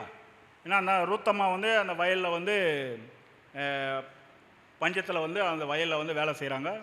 அவங்களே கடைசியில் கணவன் ஆகிடுவாங்க இல்லைங்களா? அப்போ போவாஸ் வந்து ரூத்தை விவாகம் பண்ணி இந்த மாதிரி ஆகுது. அப்புறம் பார்த்தீங்கன்னா மத்திய 1:4. ஆராம் அமினதாபை பெற்றான், அமினதாப் நகசோனை பெற்றான், நகசோன் சல்மோனை பெற்றான். சல்மோனை பெற்றான் அப்படின்னு வருதுங்களா? இந்த மத்திய 1:4 பார்த்தீங்கன்னா இது யாருடைய வம்ச வரலாறு? இயேசு கிறிஸ்துடைய வம்ச வரலாறு. சரிங்களா? அதனால தான் இப்போது ராகாப் வந்து இந்நாள் வரைக்கும் இருக்கான்னு சொல்கிறாங்க இல்லையா? அதை கண்டுபிடிக்கலாம். 1:5. சல்மோன் போவாசை ராகாப்பின் இடத்தில் பெற்றான். பார்த்தீங்களா? வந்துச்சுங்களா? எங்கே இருக்கிறாங்க இந்த அம்மா? இந்நாள் வரைக்கும் இஸ்ரேல் மத்தியில் குடியிருக்காங்களா? வந்துட்டாங்களா? இப்போ எங்கே இருக்காங்கன்னு பாருங்க. சல்மோன் போவாசை ராகாப்பிடத்தில் பெற்றான், ரூபனிடத்தில் பெற்றான் அப்படின்னு வருதுங்க. அடுத்தது வாசிங்க, கிறிஸ்துவுடைய வம்ச வரலாறு வருது பாருங்க. ஈசாய் தாவீது ராஜாவை பெற்றான், தாவீது ராஜா உரியாவின் மனைவியில் எடுத்தவளா இருந்து சல்மோனை பெற்றான், சாலமோனை பெற்றான். சரிங்களா? அப்புறம் மத்திய 1ஆம் அதிகாரம் 1ஆம் வசனம். ஆபிரகாமின் குமாரனாகிய தாவீதின் குமாரனான இயேசு கிறிஸ்துவனுடைய வம்ச வரலாறு. ஆபிரகாமின் குமாரனாகிய தாவீதின் குமாரனாகிய இயேசு கிறிஸ்துவுடைய வம்ச வரலாறு. இந்த ராகாப் எங்க வந்துட்டாங்கன்னா இயேசு கிறிஸ்துவுடைய வம்ச வரலாறுல வந்துட்டாங்க. அதான் பாருங்க, ஒரு வேசி விசுவாச லிஸ்ட்ல வந்துட்டாங்களா? எதனால வந்தாங்கன்னா, அந்த 2 தூதர்கள் என்ன பண்ணாங்க, பத்திரமா காப்பாற்றி தன் ஜீவனை கூட பொருட்டுப்படுத்தாம அவங்கள காப்பாற்றி அமிச்சாங்க இல்லையா? அந்த விசுவாசத்தினாலே. அது மாத்திரமில்லை, அவங்க சொன்ன ஒரு வார்த்தை, மேலே வானத்திலும் கீழே பூமியிலும் உங்களை தேவரை தவிர வேற தேவரே இல்லைன்னு அவங்க சாட்சி கொடுத்தாங்க. அதனால் அவங்க என்ன பண்ணிட்டாங்க, அந்த விசுவாச லிஸ்ட். நம்ம கூட ஆபிரகாமின் பிள்ளைகள் அப்படின்னு சொல்லப்பட்டிருக்கு. நம்மளாம் ஆபிரகாமின் பிள்ளைகளா? பிள்ளைகளா? எதனாலனா, யார் யார் விசுவாச மார்க்கத்தார்களோ அவர்களெல்லாம் யாருங்க? ஆபிரகாமின் பிள்ளைகள். புரியுதுங்களா? அந்த மாதிரி தான் இந்த ரூத் அம்மாவும் என்ன பண்ணிட்டு, இது ராகாப்பாவும் என்ன பண்ணிட்டாங்க, இயேசு கிறிஸ்துவுடைய வம்ச வரலாறுல வந்துட்டாங்க அப்படின்னு பார்க்குறோம். சரிங்களா? சரி, இப்போ ராகாப் இடத்துல நமக்கு என்ன ஒரு பாடம் தேவன் வச்சிருக்கார் அப்படின்னு பார்த்தீங்கன்னா, ராகாப் யாரு அப்படின்னு பார்த்தீங்கன்னா, அவங்க ஒரு வேசி இல்லைங்களா? வேசி. வேசினாவே என்ன அர்த்தம்னா, அதுக்கு பல புருஷன்கள் இருக்கும். அந்த மாதிரி நினச்ச இடம் போவோம், நினச்ச இடம் வரும், யாருமே அவங்கள கண்ட்ரோல் பண்ண முடியாது. அந்த மாதிரி ஒரு சுகபோகமாக வாழ்ந்த இடம் இல்லைங்களா, வாழ்ந்தவங்க.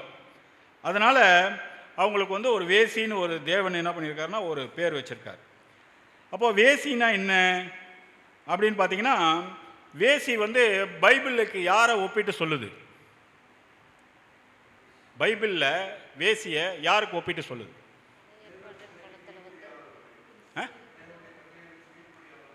ஓகே, முக்கியமாக ஸ்பெசிஃபிக்காக இவங்க தான் வேசி அப்படின்னு யாருக்கு ஒப்பிட்டு சொல்லுது? பாபிலோன். யார் சொன்னது? பிரதர் நீங்கள் சொல்லாதீங்க பிரதர், அதுக்கு தான் யாருன்னு தெரியல கேட்டேன். பாபிலோனுக்கு ஒப்பிட்டு சொல்லுது. உங்கள் இஷ்டத்துக்கு நீங்கள் சொல்லுவீங்களா அப்படின்னு சொல்லலாம். நம்ம இஷ்டத்துக்கெல்லாம் நம்ம சொல்லவே மாட்டோம். வசனம் என்ன சொல்லுதோ அதான். அப்போ பாபிலோன்னா எது? பாபிலோன்னா இது பாபிலோனுக்கு ஒப்பிட்டு சொல்லுது.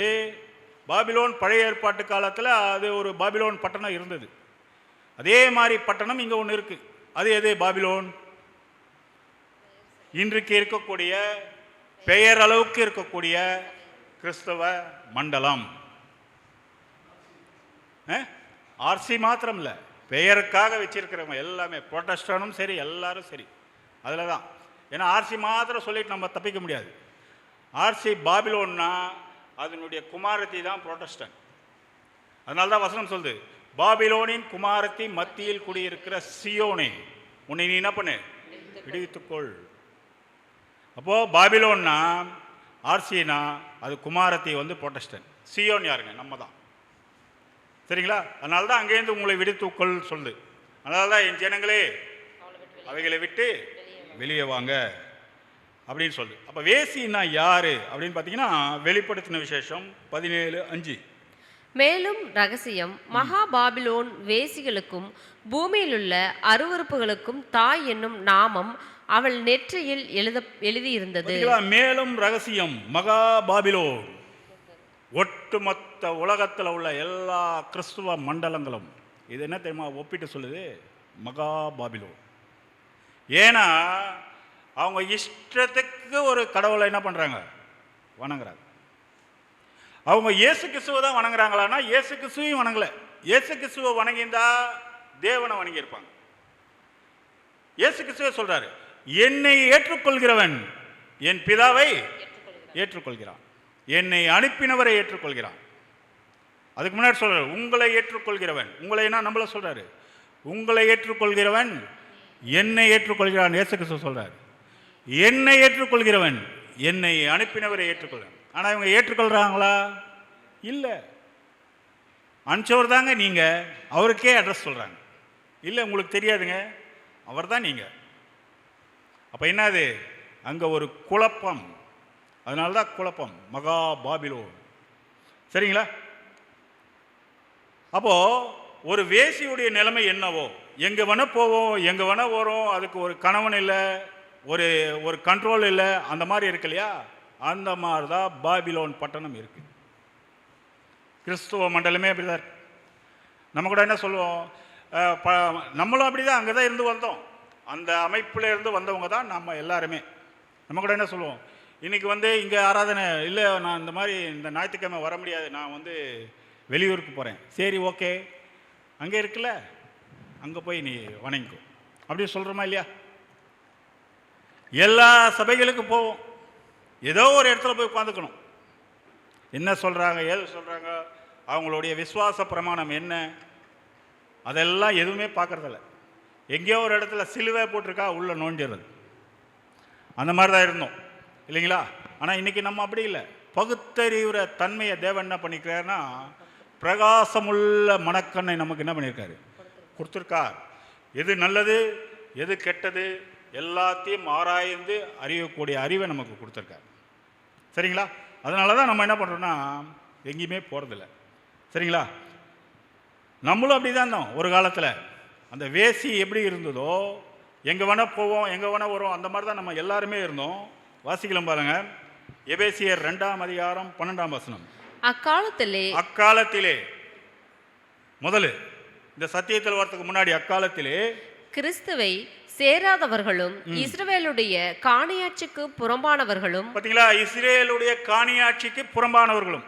யோசுவா என்ன பண்ணார், அந்த ராகாப்பாவை கரெக்டாக அவங்கள வெளியே கூட்டு இஸ்ரேலுடைய அந்த இதில் கொண்டு வச்சிட்டார், பாளையத்தில் வச்சிட்டார். அதுக்கு முன்னாடி எப்படின்னா, கிறிஸ்துவுக்கும் நமக்கு சம்மந்தமே இல்லை, அங்கே இருக்கிற வரைக்கும் சம்மந்தமே இல்லை. இப்போ சாதாரணமாக ஒரு ஹிந்து பிள்ளையார் கோயிலுக்கு போகிறான்னா, பிள்ளையார் கோயிலில் பிள்ளையார் அங்கே இருப்பார், பிள்ளையார் கோயிலுக்கு தான் போகிறோன்னு தெரியும். ஒரு இஸ்லாமிய சகோதரர் தர்காவுக்கு போனார்னா, அங்கே தர்காவில் முஸ்லீம்ஸ் இது இருக்காங்கன்னு தெரியும். எந்த கோயிலுக்கு போகிறோன்னு தெரியாமல் போகிறது ஒரே ஆள் யாருன்னா கிறிஸ்துவர்கள் தான். ஏன் பிரதர்?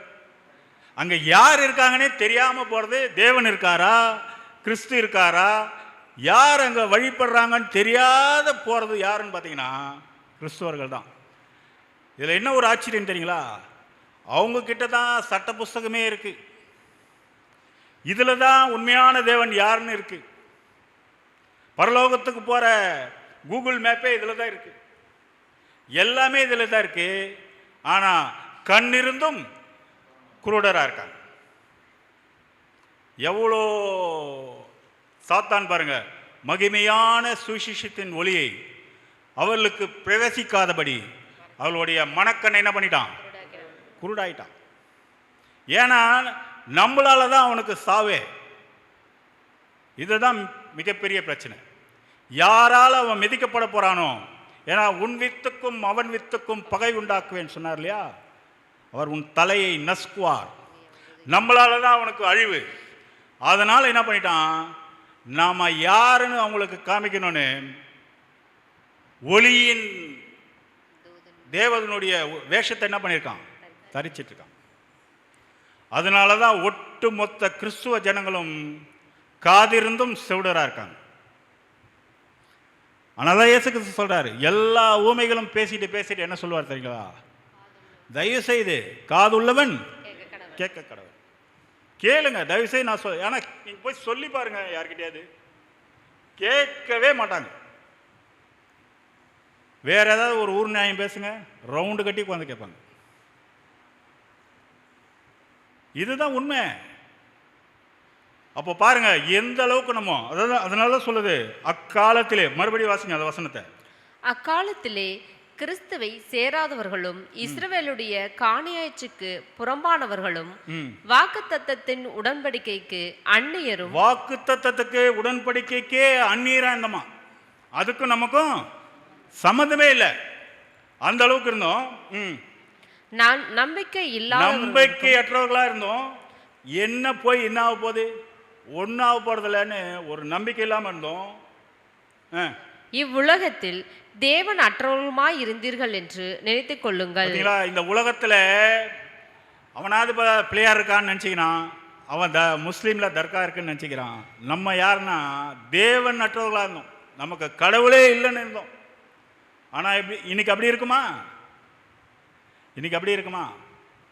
தேவன் அவருடைய பிள்ளைகளை தனியாக கூட்டு வந்து அவர் ராஜாங்க ரகசியத்தெல்லாம் சொல்லி கொடுத்து, அவருடைய திட்டம், அவருடைய அன்பு எல்லாத்தையும் சொல்லி கொடுத்து கூட்டு வந்து உட்கார வச்சா நியூ இயருக்கு யாரும் வராமல் இருக்கீங்க. எவ்வளோ வேல்யூபிள் தெரியுங்களா? இது வந்து சாதாரண ஆராதனை கிடையாது. நமக்கு ஜீவன் தரக்கூடிய விஷயங்கள், ஒவ்வொரு பாடங்களும். இதெல்லாம் நம்ம அற்பமாக நினைச்சோம்னு வச்சுக்கோங்க, நம்மளை மாதிரி பரிதலுக்கு இருக்கக்கூடியவங்க யாருமே இருக்க முடியாது. சரிங்களா? அதனால என்னைக்குமே முதல் கடவுளுக்கு முக்கியத்துவம் கொடுங்க, அதுக்கப்புறம் சொந்தக்காரங்களுக்கு கொடுங்க. சொந்தக்காரங்க வருவாங்க, சாப்பிட்டுட்டு நல்லாவே இல்லைன்ட்டு போயிடுவாங்க. அவங்கள எப்போ வேணா பார்த்துக்கலாம். ஆனால் தேவனுடைய சத்தியம் எப்போதுமே கிடைக்காது. இன்னும் கொஞ்ச நாளில் நம்ம கேட்டால் கூட கிடைக்காது. பிரதர் வந்து சொல்லுங்க, நான் சொல்கிறதுக்கு ஆள் இருக்காது. அந்த அளவுக்கு என்னாயிடும், சத்தியம் கிடைக்கக்கூடாத ஒரு மிகப்பெரிய பஞ்சம் இந்த பூமி என்ன பண்ணும், தாக்கும். சரிங்களா? அப்புறம் வந்து பார்த்திங்கன்னா, இந்த ராகாப் வந்து பார்த்திங்கன்னா ஒரு கானானிய பாரம்பரியத்தை சேர்ந்த, சரிங்களா, கானானிய பெண்மணி. கானானியர்னா யாருன்னா புறஜாதி, இஸ்ரேல் அல்லாத ஒரு ஸ்ரீ. சரிங்களா? நம்மளும் அப்படி தானே இருந்தோம், புறஜாதிகள் தானே இருந்தோம். இயேசு கிறிஸ்துவே சொல்கிறார்ல, அப்பத்தை எடுத்து நாய்களுக்கு போடுறது நல்லதில்லை. அந்த நிலைமையில தான் நம்ம இருந்தோம். இன்னைக்கு அப்பா நம்ம மாத்திரம்தான் சாப்பிட்றோம். புரியுதுங்களா? இது கானானிய பாரம்பரியத்தை சேர்ந்த ஒரு ஸ்திரீ அவங்க. சரிங்களா? ஆனால் இயேசு கிறிஸ்து என்ன சொல்கிறார் தெரியுமா நம்மளை? அவர்கள் நான் உலகத்தான் அல்லாதது போல அவர்களும் உலகத்தான் அல்லவே. நம்மளை என்ன பண்ணிட்டாரு, அந்த லிஸ்ட்டில் என்ன பண்ணிட்டாரு, அங்கே இருந்த பாரம்பரியம் அந்த கானானிய ஸ்திரீயாக இருந்தால் கூட கொண்டு வந்து இஸ்ரேலுடைய பாளையத்தில் கொண்டு வந்து வச்சிட்டார். அவருடைய ஃபேமிலியில் என்ன பண்ணிட்டாரு, நம்மளை அட்டாச் பண்ணிட்டார். சபையாகிய சரீரத்துக்கு அவர் தலையாயிட்டார். நம்ம என்ன பண்ணிட்டோம், சரீர அவயங்களாக இருக்கும். அதனால தான் சொல்றாரு, நான் உலகத்தான் அல்லாதது போல அவர்களும். ஏன்னா விசுவாசி வந்திருக்கிறாங்க, விசுவாசி நம்மளும் வந்திருக்கிறோம். புரியுதுங்களா? அதனால அப்படின்ட்டாரு. அப்புறம் பார்த்தீங்கன்னா அந்த ராகாப் என்ன பண்ணாங்க, எங்கே இருந்தாங்க, குடியிருந்தாங்க, ஒரு அலங்கத்தின் மதியில் குடியிருந்தாங்க. ஒரு அலங்கம்னா அது செவுரு. செவுருலன்னா அந்த பக்கமும் இறங்கலாம், இந்த பக்கமும் இறங்கலாம். மதில் மேல் இருந்த பூனை மாதிரி. பூனை என்ன பண்ணும், இந்த பக்கம் ஒரு ஆபத்துன்னா இந்த பக்கமே கோச்சிருமா, அந்த பக்கம் கோச்சிரும். அந்த பக்கம் ஒரு ஆபத்துன்னா இந்த பக்கம் கோச்சிரும். ஆனால் ராகாப்பு பாருங்க, ஒரு ஆபத்து வருதுன்னு தெரிஞ்சே அந்த பக்கமே கோச்சான். இல்லைங்களா? நம்மளும் அப்படி தான் இருந்தோம், மதில் மேல் இருந்த பூனை மாதிரி. எந்த பக்கம் போகிறது, எங்கே போகிறது என்னன்னே தெரியல. ஏதோ தேவனுக்கு பிடித்த ஏதோ ஒரு கடுகு அளவுக்கு ஏதோ நம்மக்கிட்ட அவருக்கு பிடித்த குணலட்சணம் இருக்கும் போல இருக்கு. நானும் இவ்வளோ நாளாக கண்டுபிடிக்கிறேன், அப்படி எதுவுமே இல்லையே நமக்கு அப்படின்ற மாதிரி தான் தோணுது. உங்களுக்கு எதாவது தோணுன்னா எனக்கு வேணால் வாட்ஸ்அப் பண்ணுங்க. ஆனால் அந்த விஷயம் இல்லாமல் தேவன் என்ன பண்ணியிருக்க மாட்டார், நம்மளை கூப்பிட்டுருக்க மாட்டார். ஏதோ ஒன்று இருக்குது நம்மக்கிட்ட, அதை என்னன்னு கண்டுபிடிச்சி நம்ம என்ன பண்ணோம், டெவலப் பண்ணோம். அப்படி என்னமா இருக்கும்? ஒரு இடத்துல ஆண்டவராகிய இயேசு கிறிஸ்து கூட சொல்கிறார், கடுகளவு உங்களுக்கு விசுவாசம் இருந்தா இந்த மலையை பார்த்து பெயர்ந்து சமுதிரத்தில் போனால் போயிடுமா? அப்படி இருக்குமா? உங்களுக்கு கடுகளவு விசுவாசம் இருந்தால் ஏதோ மலையை கூட வேணாம், ஒரு கல் அங்கே போய் விழுனா விழுமா? விழாது. அப்போ விசுவாசமே இல்லையா? அப்படின்னா என்ன சொல்ல வர்றாருன்னா, கடுகளவு இல்லை, மலையளவு அவ்விசுவாசம் வச்சிருந்தோம். கடுகளவு விசுவாசம் வந்ததுக்கப்புறம் இப்போ கடுகளவு விசுவாசம் இருக்கிறதால தான் நம்மளை கூப்பிட்ருக்காரு. கடுகளவு விசுவாசம் வந்தவனே மலையளவு உள்ள அவ்விசுவாசம் என்ன ஆகுது? கொஞ்சம் கொஞ்சமாக வெளியே போகுது. புரியுதுங்களா? போதா இல்லையா? இல்லை கம்முனே இருக்கீங்க. போகுது. போகிறதால தான் இங்கே வந்திருக்கிறோம் இல்லைங்களா? சரிங்களா? அப்போது அந்த அம்மா மாதிரி மதில் மேலே இருந்த பூனை மாதிரி தான் நாமளும் இருந்தோம். இங்கே நமக்கு ஒரு ஃபேவரும் இல்லை, எதுவுமே கண்ணுக்கு முன்னாடி தெரியல. வேதம் சொல்கிறத நம்பி நம்ம என்ன பண்ணிட்டோம்? வந்துட்டோம். அதே மாதிரி அந்த 2 தூதர்கள் சொன்னதால் அவங்க என்ன பண்ணிட்டாங்க? அவங்க கூட வந்துட்டாங்க. சரிங்களா? அதனால்தான் வாசிங்க மத்திய 6ஆம் அதிகாரம் 24ஆம் வசனம். 2 எஜமான்களுக்கு ஊழியம் செய்ய ஒருவனாலும் கூடாது. ஒருவனை பகைத்து மற்றவனை சிநேகிப்பான், அல்லது ஒருவனை பற்றி கொண்டு மற்றவனை அசட்டை பண்ணுவான். 2 எஜமானுக்கு ஊழியம் செய்யக்கூடாது. ராகாப் என்ன பண்ணாங்க? ஒன்று எரிகோ ராஜாவுக்கு ஃபேவராகவும் சொல்லியிருக்கலாம், இங்கேயும் செஞ்ச யோசுவா அம்சா 2 தேவதூதர்களுக்கு ஃபேவராகவும் சொல்லியிருக்கலாம். ஆனால் அவங்க என்ன பண்ணிட்டாங்க? ஒரே இதுக்கு தான் ஊழியம் பண்ணாங்க இல்லைங்களா? அதே மாதிரி நம்மளும் தான் 2 எஜமானுக்கு ஊழியம் செய்யக்கூடாது. அப்படி ஊழியம் செஞ்சால் என்ன ஆகும் பாருங்க. வாசிங்க யாக்கோபு 4ஆம் அதிகாரம் 4ஆம் வசனம். விபச்சாரரே, விபச்சாரிகளே, உலக சிநேகம் தேவனுக்கு விரோதமான பகை என்று அறியீர்களா? ஆகையால் உலகத்திற்கு சிநேகிதனாய் இருக்க விரும்புகிறவன் 2 எஜமானுக்கு ஊழியம் செய்யறவங்களை பத்தி என்ன தெரியுமா சொல்லுது? விபச்சாரம் மாதிரி தான், அந்த வேசி மாதிரி தான். அதனாலதான் விபச்சாரரே, விபச்சாரிகளே, உலக சிநேகம் தேவனுக்கு விரோதமான பகை.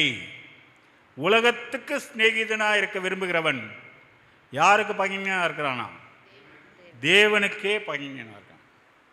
அப்படி செய்யலாமா? செய்யக்கூடாது. சரிங்களா? யோசுவா 2:9 வாசிங்க. கர்த்தர் உங்களுக்கு தேசத்தை ஒப்பு கொடுத்தார் என்றும் உங்களை பற்றி எங்களுக்கு திகில் பிடித்திருக்கிறதென்றும் உங்களை குறித்து தேசத்து குடிகள் எல்லாரும் சோர்ந்து அந்த அளவுக்கு பயம். ஏன்னா உண்மையான தேவன் அவங்கள வழி நடத்தி கொண்ட ஒரு விதம் அதெல்லாம் கேள்விப்பட்டு திகில் பிடிச்சிச்சு. 11 வாசிங்க. அதுலயே கேள்விப்பட்ட போது எங்கள் இருதயம் கரைந்து போயிற்று, உங்களாலே எல்லாருடைய தைரியமும் அற்று போயிற்று.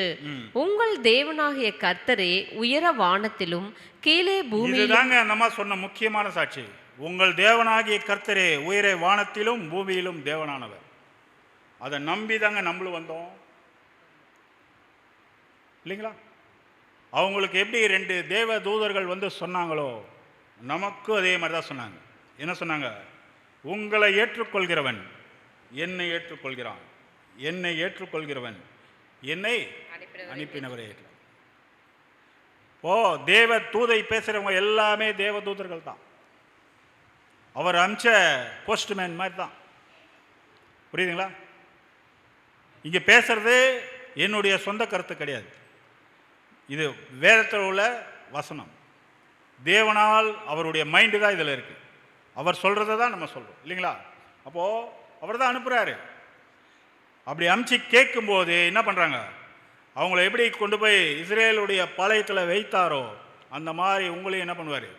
கண்டிப்பாக கொண்டு போய் வைப்பார் அப்படின்னு பார்க்குறோம். அதனால தான் உங்களை ஏற்றுக்கொள்கிறவன் என்னை ஏற்றுக்கொள்கிறான் அப்படின்னு சொல்லப்பட்டது. சரிங்களா? அந்த சிகப்பு நூல் அந்த அம்மா காப்பாற்றப்பட்டதுக்கே ஒரு அடையாளம் என்னன்னு பார்த்தீங்கன்னா அந்த சிகப்பு நூல் தான். எரிகோ கோட்டையில் எவ்வளோ வீடுகள் இருக்குது, எல்லா வீடுகளையும் அவங்க காப்பாற்றலை. இந்த ராகாப் என்ற அந்த வேசி வீட்டை மாத்திரம் காப்பாற்றினார்.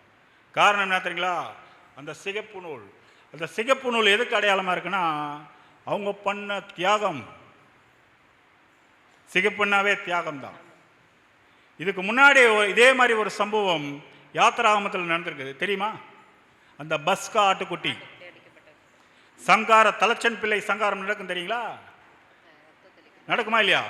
எந்த வீட்டில் நிலைக்கால ரத்தம் பூசப்பட்டிருக்கோ அந்த வீட்டில் உள்ளவங்களாம் காப்பாற்றப்படுவாங்க.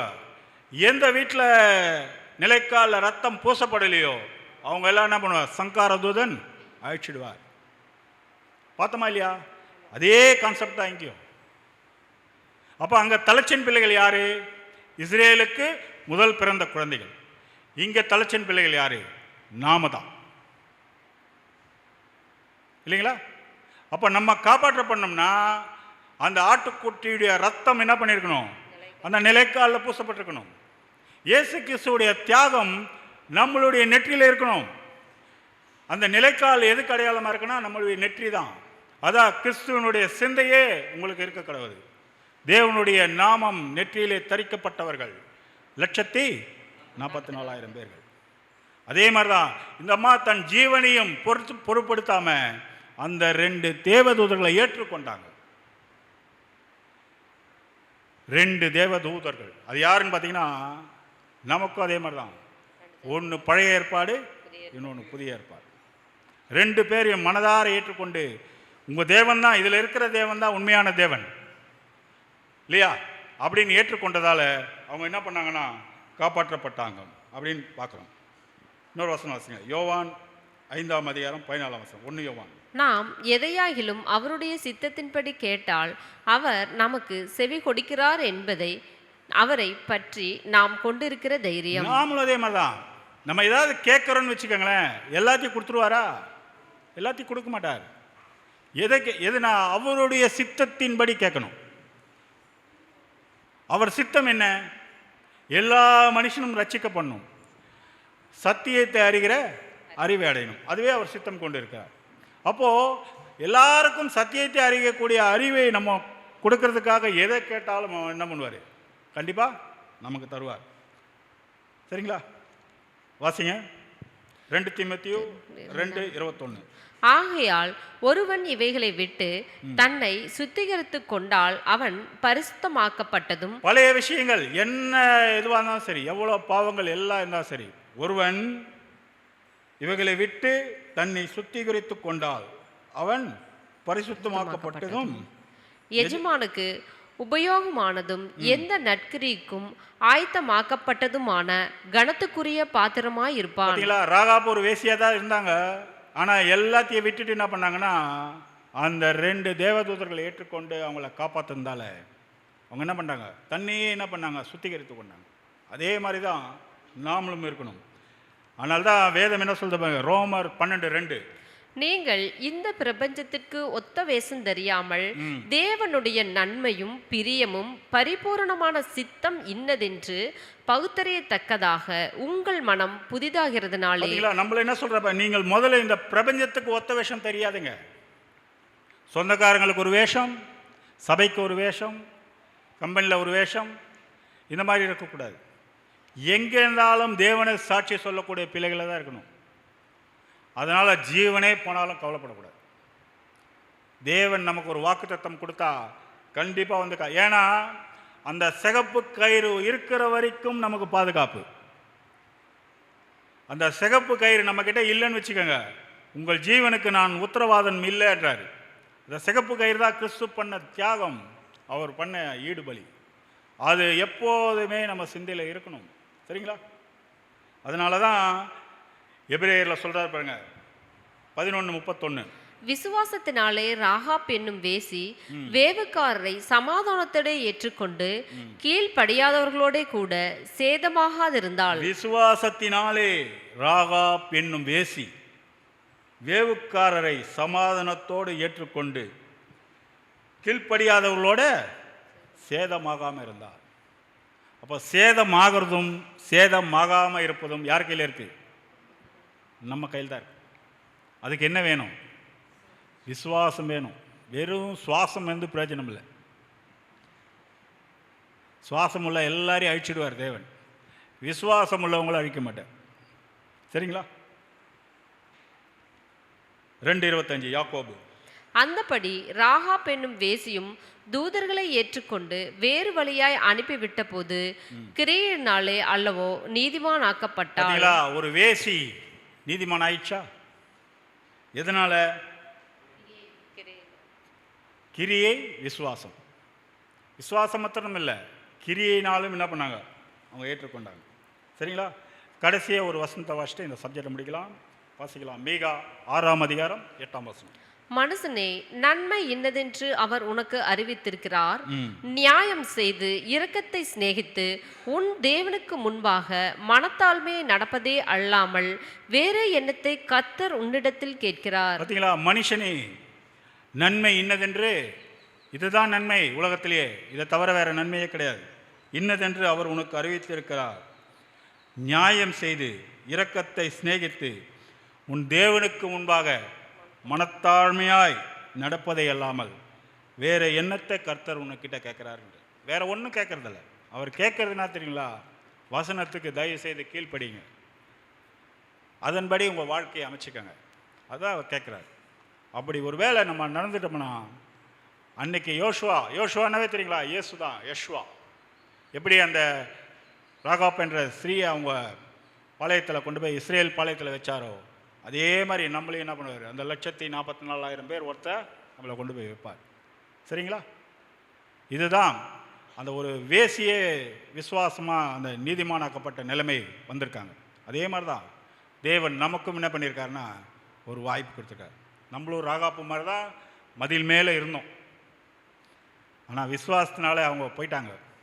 நம்மளுடைய விசுவாசம் காமிக்கிறதும் காமிக்காததும் யார் கையில் தான் இருக்குது? நம்ம கையில் தான் இருக்குது. சரிங்களா? நம்ம இனி வரும் இந்த புது வருஷத்தில், இனி வரும் வாழ்க்கையில் எப்போதுமே தேவனுக்கு விசுவாசமாக வாழ்ந்து தேவனுடைய ராஜ்யத்தில் சென்று சேர தேவன் தாமே கிருபை செய்வாராக. உங்கள் அனைவரும் தேவன் உங்களை அன்பிலும் அரவணைப்பிலும் வழி நடத்துவாராக. ஆமீன்.